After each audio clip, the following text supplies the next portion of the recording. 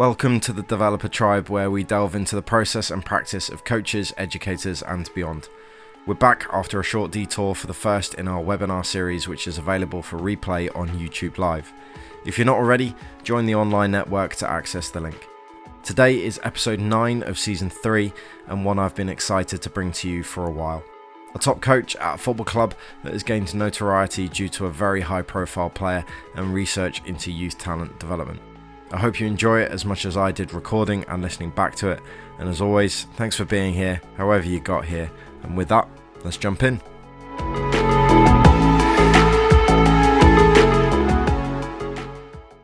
My guest today is a football coach and a teacher in sport physiology in Brno, Norway. Holding the UEFA A license and bachelor's degrees in both economics and sport, he began coaching at 20 following injury. His work at Brno FC, amongst others at the club, has taken on notoriety due to research into their approach, and the most notable player to emerge from that period, Erling Haaland. Today, I'm excited to talk about his approach to working with youth players, and welcome to the pod, Alf Ingve Berntsen. Thank you very much. It's great to have you here. I've no doubt that every time Haaland does well, you must be in higher demand, right? Yeah, it depends.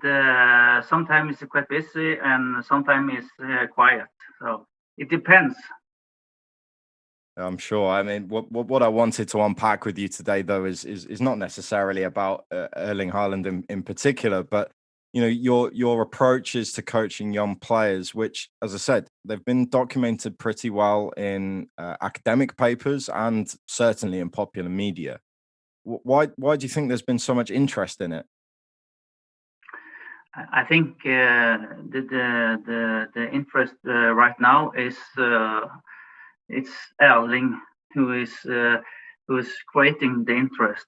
So if we hadn't had Erling, it had just been something in Norway. But because Erling has been part of a system where 40 players trained together for many years, and he has became a quite good players. Also, the international media are following us. Yeah, and you and I had an interesting conversation previously about perhaps the dangers of the popularization of approaches. You know, and it happens regularly, doesn't it? Especially when sort of certain nations do really well. You then hear a lot more about their approach. Loads of people try to take it on, and it doesn't necessarily work where they are. Is that your opinion too? Yeah, I agree, because you have to see in what country do you live in what society. Is it the big club? Is it grassroots club? Is it top club? Do you have academy or not? So it all depends where you live and what the circumstances are where the kids are living. I think that's what's so interesting about the approaches you took at Brno FC, that the context was so well considered. Could you start to take us through, what your considerations were and how this approach emerged? Bryne is a quite a small city. We are just 12,000 people who lives here, and the football is quite important area for the socialization. When you play football, it's more easy to get friends, because football is you don't just spend the days together, also the weekends if you play football. So and as it is a small city, we don't have many other things they can do. So compared to other big cities, the football might be more important for them, and because of that, we have to try to keep the group together as long as we can, and not separate them, because if we separate them too early, the friends will not be friends anymore, and they will go each ways, and that's not a good thing in our small society. You know, the phrase that's gaining some traction is maybe as many as possible, as long as possible. I first came across that via the writings of Mark O'Sullivan, who I think is at AIK in Stockholm, Yeah. as this sort of overarching approach.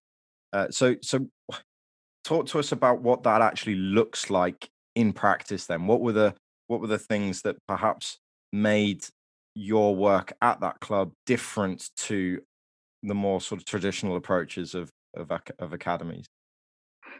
It means that when the kids are 6, 7 years old, we want as many of them to join football. And as we gained after quite early on 40 players, of course, the quality was quite different from person to person. So, but as football is a quite important role in the social aspect, we have to not to keep them apart. We have to keep them together. So we have to think about that when you plan sessions. So we want as many kids as possible to join the club. And when they join the club, we want them to stay as long as possible. And the third thing is also important. We want those of them who want to be as best as possible. That's also one third of it is as best as possible. We can't forget that. So that means that we have to think about the different skills and how to approach a big group and what to do on the daily basis on trainings. Yeah, and perhaps that is one of the main differences that quite often in all kinds of football clubs, never mind just academies, there is this shift towards, right, what's the top group? Let's put them in an A group. What's the next group? Let's put them in a B group, and so on and so on. And perhaps that seems coherently sensible to do in terms of putting the more highly skilled players together. But as we well know of football, it's more of a late development sport. So perhaps we're then missing opportunities to develop those that might flourish a little bit later on. So talk to us a little bit about age and stage. You know, I know that you did then later separate them to some extent into the more skilled players and the lesser skilled players or lesser ability players. When did that happen? Uh, the first years when they were 6, 7, and 8, we didn't separate them at all. We began when they were in late 8 and 9, and just in the playing part of the training. So we always, from the first day, we always played a lot of football. 50% of all sessions were they playing 2 against 2, 3 against 3, 4 against 4. And as they became 8 or 9, the quality among them were quite not the same. So in some sessions we put the best together and the next second best and so on. But that was just in the playing part of sessions. And as they grew older, we extended that. So maybe 2 or 3 sessions on row. We kept the best with the best, and like the fourth training, we mixed them all together because that was maybe the most important playing session, because that was the team building session. So the best maybe had the other side on his team, and they had to behave to show them how to make a pass, and the second best and like from 31 to 40, they learned to play against the best because they saw how it should be done. And when they played the next sessions with their own quality, they improved. So we noticed that the quality on the best, it didn't worsen because of this, but the 31 to 40, they get a good progression. They were better and better, and that had happened as the best one didn't lose any quality. So that's why we wanted to continue that, because we knew what if we had separate them totally from like age 12 or 13, then it would be a big new thing in the social life, and we didn't want to separate the friends on the evenings and the weekends. So clearly there's a knowledge building part to that for both ends of the spectrum of the age groups that you were working with. You've described that brilliantly in terms of, you know, the lesser ability players, so to speak, you know, learning off their higher ability peers, the higher ability peers being able to take on almost like a teaching role in those moments. Did you find that the players were also highly motivated for those training sessions? Because these were all friends, and as we did it now and then, like even third or fourth training, they didn't said that it is wrong. I sensed in my thought or our thought, they enjoyed doing that. They wanted to play against different people, and you have also the variation. If you're doing on the same 8, 9, 10 persons every day when you're 9 or 10, you get bored. So we had the one of advantage for us was they didn't get bored, because it was many new faces, and 1 week they trained with 25 to 30 or maybe 35 to 40. That's not the problem. So but of course we have to we didn't say that they all was equal qualities. We said from day one that they are not the same quality. You have the maybe come back to that later, but from the 5, 6 to the 10, 11 is formation phase. Then you have to do much different movements, because that's a very good thing, and especially now when the youth are spending a lot of hours by phone or iPads. They're sitting much more down than earlier, and especially now in COVID-19. You have many kids that have been much home, so it's very important to create sessions that have a lot of variation in the movements. So we had the main thing from 5 to 10, 11 is to learn them many different movements. And from 10, 11 is the more like coordination or technical phase up to 13, 14, depend on where they are growth spurt is. So as they grew older, and of course we kept the best together more and more.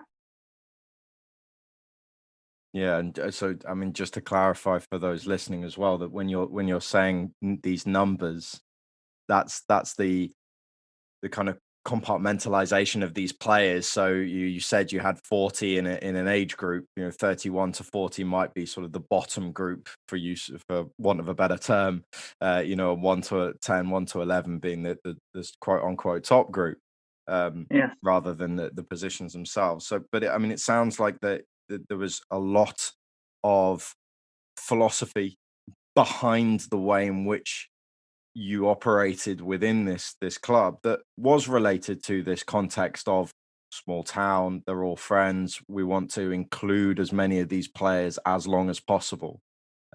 You mentioned already about, you know, 50% of training sessions being games based.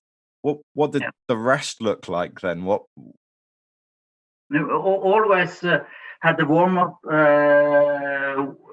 with a ball. in the first minutes. So like if we have 40 players that are 9 years old, it can be a bit noisy, and we started. If we're going to start 5 o'clock in the evening, we started 5 o'clock, and the first 5 minutes was free. We just threw out some balls, and they played around on their own. And we had a whistle, and after 5 minutes, we bring them together, and we have after the warming up, we had like a different not athletics, but small sprints and competitions with or without the ball to strengthen just the core and the coordination, like for 5 or 10 minutes. And then we had 10 minutes for different stations. You have one station with kicking the ball, maybe one for passing the ball, one dribbling and shooting.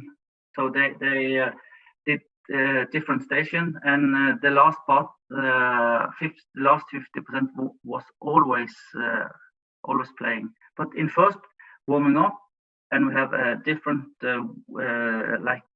more athletics, sprint, stop, turning, lay on the floor, on the stomach, you sit on your back, all kind of.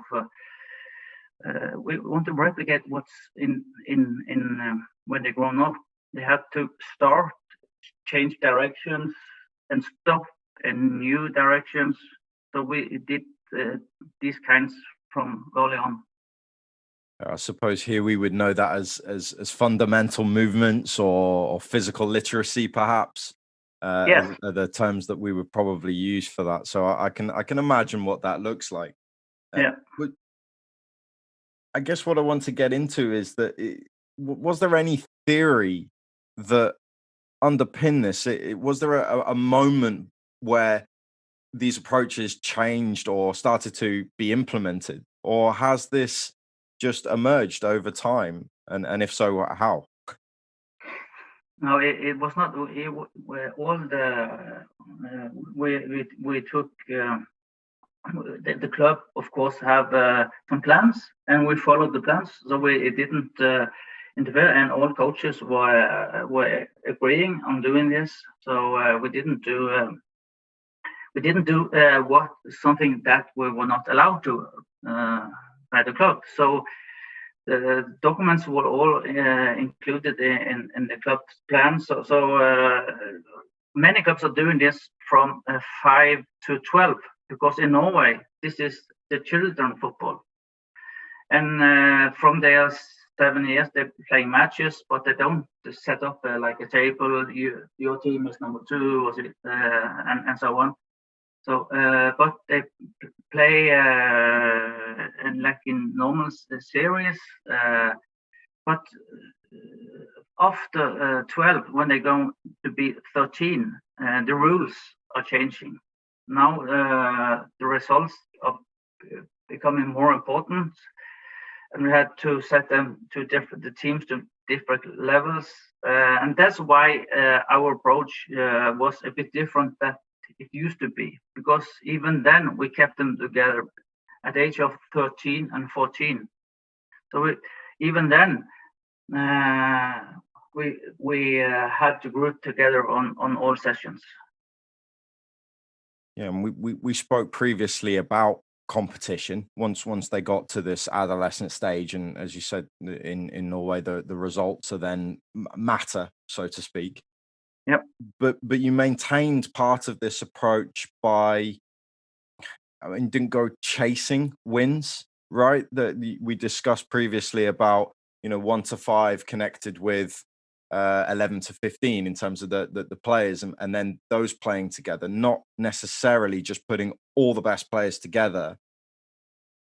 After when they gained became 9 or 10 or 11 and 12, we saw that this was the best one was in fact quite good. So if we had take the 11 best, because when they grew 13, they earlier they played five on team and 7 each team. Now it's 3, 5, 7 or 9. But when these were younger, they was 5 team and 7 team. And when our group was 13, it was 11 a team, like adults.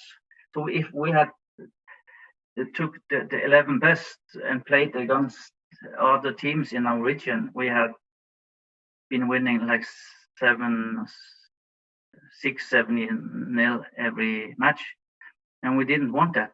We wanted to create circumstances that they have to fight to win, like the equal conditions to conquer, and not only on matches, also in the daily training basis. It was always all about them to struggle a bit to win. That was quite important. So equalness in terms of chance for winning, not because we didn't want them to win, but because we want them to have a bit of fight to win, not give 50-60% and win 3 or 4-0. We don't think that's a good idea, because you don't develop the right habits. So for us, it was equalness was very important part, together with behavior. To have to behave on the pitch and the training, so their behavior and to have an equal chance to win was 2 of our main principles. And was that well received by parents and players? You know, in the UK and the US, there's many accounts, and coaches often complain of parents in particular, you know, wanting their children to win all the time, have high levels of what they see as success. It's results driven. Were there any pushback from parents or players to this approach? No, very few, in fact. That's maybe because our teams were quite good. Even if we have when they're 13, we have two teams in the first division, or elite division, and the first year they came second and fourth, and the second year they were second and third. So they were not losing much, even if we didn't collect the best. So we didn't have a problem. But it's easy for me, because if you are like academy or you're in a club that demands results, if you are a coach or paid coach, if your team is all losing, you might lose your job. So you have to know that this was volunteer. It was parent driven. So no one would sack me or the others if we are going to lose some games. So it was easier for us to do this, because they were just glad that we could coach, because it takes plenty of time and we have other jobs, and this is done on the evenings. So it's more like, yes, you're going to train, very good. So we didn't have to produce results either. So, but I think the main reason is that the parents and the club didn't say anything, was that we saw that the best players became very good, and after some years we had 9 or 10 on our region team, and later 5 of these was a part of some of the national teams, like under 15, 16. Not the best always, but we have many good players on the team, so that's maybe easier for us when they saw that the players were better and better. Some observable success there that they can. It's tangible. They can touch the club and parents, I think that they agreed that the personal improvement was more important, that the team was winning. So I think that's I agreed with them. And maybe therein lies perhaps some of the issues with trying to adopt this approach, although I really resonate with so much of it, but adopting it in its entirety in another context, like you've already mentioned, around sort of maybe you're involved in a club where results are more important. It might be higher up an age group. You may be required to coach in a different way. I mean, do you have any opinion either way as to whether that is good or bad? It's that's not enough nuance in there, but you understand what I'm driving at. I can't say that our way is the best and the other way are a bad thing. It's all about where do you live, what do the club expects. In some countries it's all about winning, and in other places it's all about development. So I think both systems are creating a good part of good, decent football players. So I can't say that the one way or another is the best way. Sure. If I was to press you for 3 key messages from the approaches that and your experiences at Brunner and everything that we've spoken about already, that you think would be transferable to most football coaching environment, what would they be? The first, I think the most important is make them to behave. Learn them to behave in a group. Learn them to behave like a part of the team. Because that's quite important to don't allow them to get angry. Don't go around and mob or something other players. Behave, that's the most important, and to do that we have to be kind to them, to speak to them. I have to show them respect, but of course we took them to the side and on training and matches and explain what we wanted to do in the sessions, but we have to do a kind of respect. I can't demand of our players to behave if I'm an idiot myself. So that's the main thing. Erling and the best one, if they are going on the top, they would learn themselves how to behave in the dressing room, because we have to be cynical and that. But that's no problem. They will learn that. You don't have to do that when they are 12.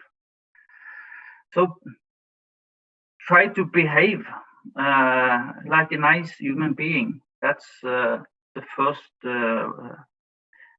our big lessons. And the second is to create environment that are full of equality. It's create on the training and the matches, try to create as much as possible ways that they have to struggle to win. So equalness or equality, that don't make it easy for them to win. That also is a very big part. And of course, you have to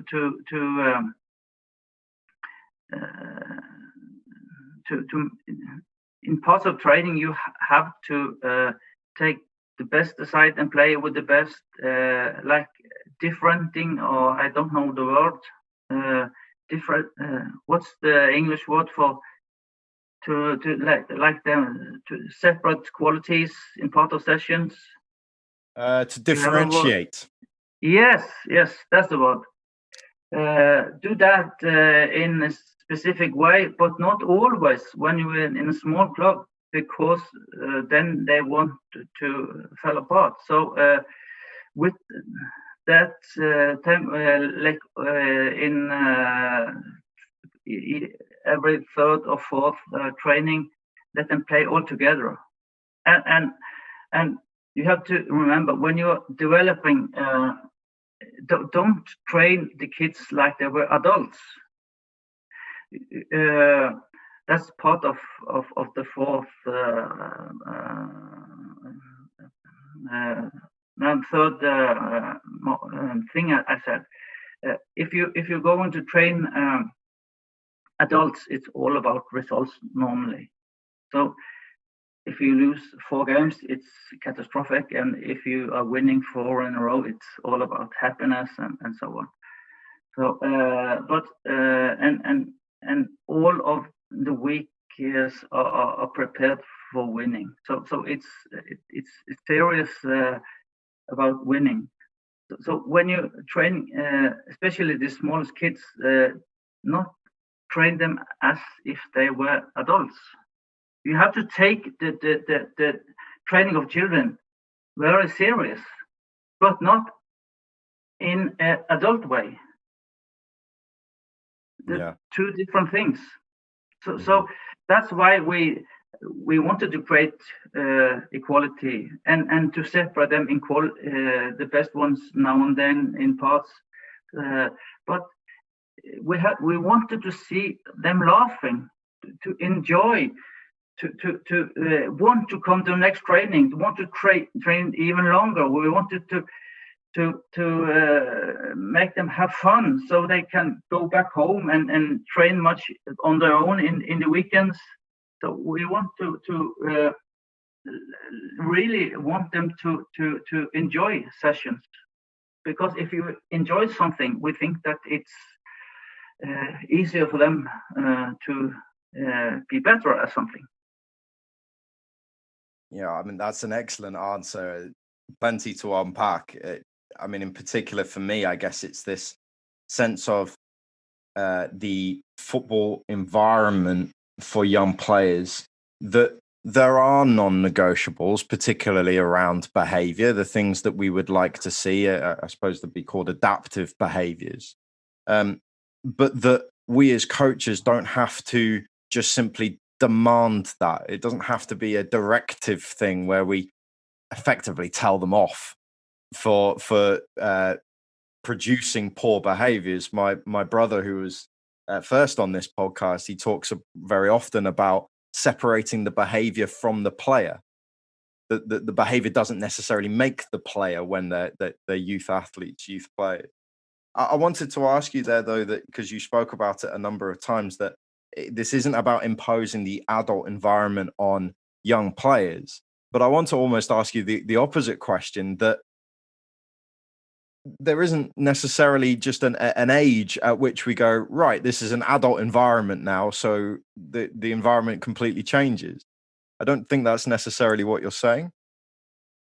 Yeah, in Norway, when you are 13 or 14, you are picked to then like a region team, and if you're among the best, you can be part of the national team when you are 15. So of course, as they grew older, we had to prepare them for adult, especially if they want to be professionals.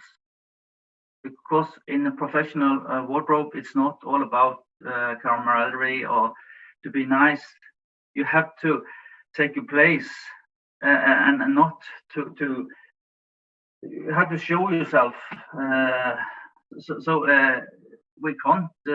We don't want to let them be a big happy family until they are 20. So this is a natural part of them as they grew older. So that's not the problem. When they are been 13, 14, are picked on the regions team, some of them are trained. They know that, okay, I'm good now.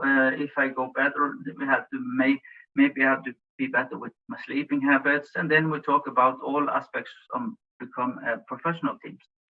And on the other side, you also have to plan the session. So it's very important that a 14 or 15-year-old boy is, even if they train together and play together, it's not always a 14 or 15 years in body age. So some of them, we had the first one were nearly grown up when he was 12 and a half. And the last in this group was like nearly 17. So just in this group, we have nearly 4.5 or 5 years different in when they become like an adult. So when we plan session, we have to take it in consideration before growth spurt. They can do as much as they want. Just give them some breaks, some minutes, and they can go on and on and on and on. When they have the growth spurt, be easy, take it easy. Don't have physics training, don't have speed training, explosive training, because the muscles are growing, they have pain. So you have half a year that maybe you have to take it easy. And after the growth spurt is finished, then we have to plan the session. Now it's time to think about how hard is the training, how to develop, how the rest recovery. So some of them had to recovery, like the one boy I told, he had to be very. It was important for him to recover when he was 13, and many other are in the same group. They were all kids playing around. They could go all day because he was like fully grown man. So it's important that we take not just see the age of the players, but see how are they developed, and you can also listen to their voice. Yeah, when they had children's voice, they can go on, and we have like adult voice. We have to be more careful and to plan session, not to overload them, and to have the right progression, and to be as they grow older, you have to be good about nutrition, to sleep habits. That's not the problem when they are 8 years old, because they're doing that themselves. But as the body grows, you have to take that in consideration when you plan the sessions. And yeah, in our group, when they're 14, half of the group maybe struggle with the growing, and they can't do all the sessions like the other part, who is still like children. So you has also had to take that in your plans when you plan the sessions. Yeah, considering the individual. So in your answer to my question there, it sounds to me like it's more about being aware of obviously the individual's development, especially in terms of maybe their physical development, as you spoke about there, when they go through their growth spurt. But it's preparation for the adult environment rather than imposing the adult environment on them too soon. Yeah, and if we have some players who are, he is 15, he is maybe close to the national team, he wants to become very good, then we can talk about his future, what to expect if we want to play on the national or international scene in 4 or 5 years. When do you sleep? How do you eat? But not with all 40s. So we have to take take that in. Not all of them wanted to be professional footballers, so we did that. It was obvious when they were ready for it, and then we speak one-to-one and see. Oh, and we had a quite big group of maybe 8-9 players who wanted to train as much as possible, and we spoke to them about what to expect about intensity in the game. How long time do you have in the midfield to see, to use the head, eyes, to get information on the pitch? How many sprints do you want? How many change of directions do you have to do? How long recovery do you have to do until the next sprint? So and these are facts. You can check it online. We have statistics, and if they were 13, 14, we can't just tell them the figures then, because we knew if they were began to play in the top level 6 or 7 years afterwards, we have to predict what's in like 6 or 7 years. Okay, we think it's even more you have to sprint in game and with quality, and you also have a less recovery. We don't know, but we can predict that. So, and then it's all to put up some session that the players are in a position where they can do that over and over and over again. So then we can, in these types, we separate the ones with ambition and the ones who just want to play football, have fun, to be with friends. But that's really not a big problem. So the first time we separate them was the year they were 15. When they were 15, most of them are aware of their own ambitions. If they are 13, all of them wanted to be Messi or Ronaldo. But 15, okay, they are much older. They know what to do. So they have two alternatives: to be more grassroots players, train twice a week and play in the second division, or on the elite part of the team, 4 sessions a week and in the elite division. And they did the selection, not I as a coach or we as coaches, because we want them to have the inner power, in the drive. They really want to it's not easy when if you to see if you speak to a player and he says I really want to be a good player, is it his own thought or is it family thought? So when they have the selection themselves, we separate the ones who really want to train a lot, and the ones who more or like grassroots. But we still treated the both of the group with respect, and still planned the session in a serious way. Even if it was a grassroots team. On the matches, we had warming up, preparation, and we had serious planning in the 2 sessions. But it was not all about to be best. It was much more competition on the sessions. It was let all of them play in 10 minutes and let all group play at the same time as much as the other players, and to have a lot like a big group. But on the elite team, it was more about development. It was more about what to do the next half year. It was more like training in 1-on-1, 2-on-2, more about the physics, more about personal development.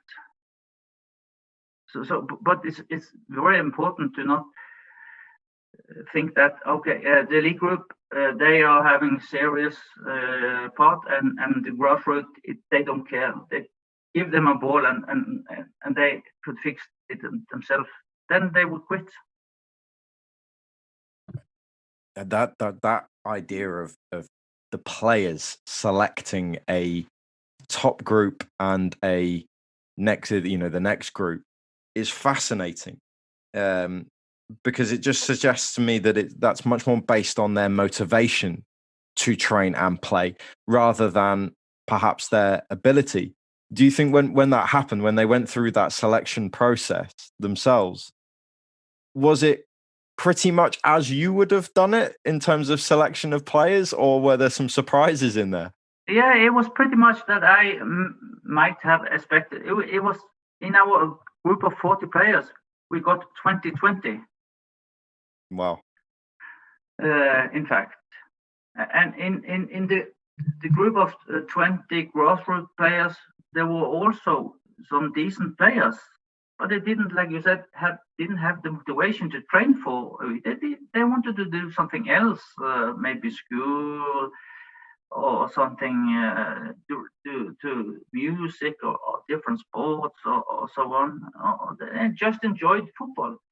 So it was, I think, the 2020 was like not. It was maybe a bigger problem for some of the parents when they had high dreams for the kids, and the kids want them to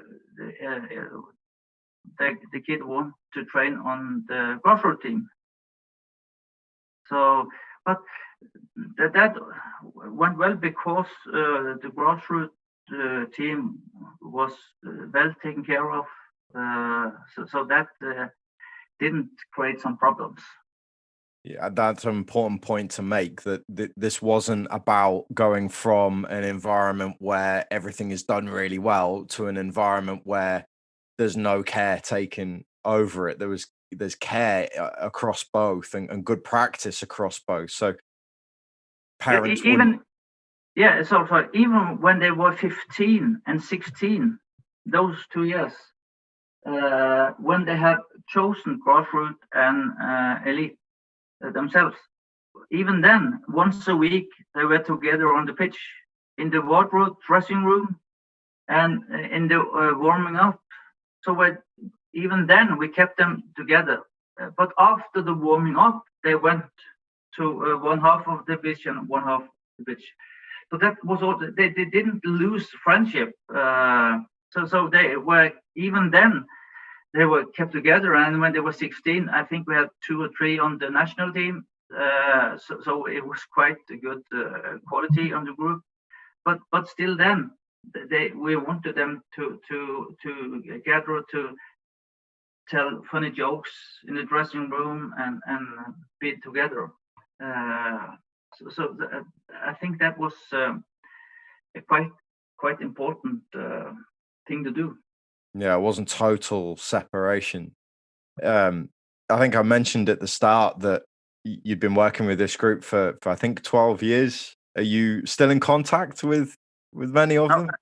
I worked with the best ones for 10 years, because in 2015, after that year, they were up in the juniors and the senior teams, because they became quite good.